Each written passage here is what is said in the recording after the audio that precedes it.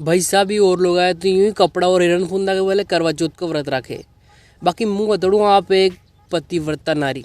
देखो चांद को देखो हाथ में जो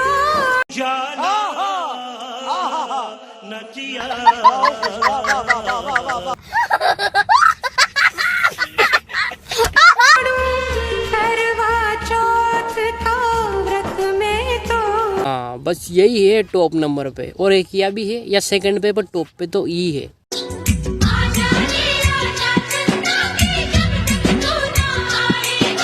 बस अणगे व्रत रेत चावला का चाना में देखो जे जिन लंबी वे उम्र ए इतने कहीं यार नानी सिक चानी थी कहीं लंबी उम्र वे थी वे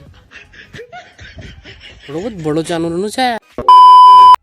और अगर पतिया मरीज करनो वे तो अपने नद में ट्रैक्टर चाल लेने ट्रालिया पे, वहां में ट्रालिया में जो चाना रे बनती दिखो डायरेक्ट अमर।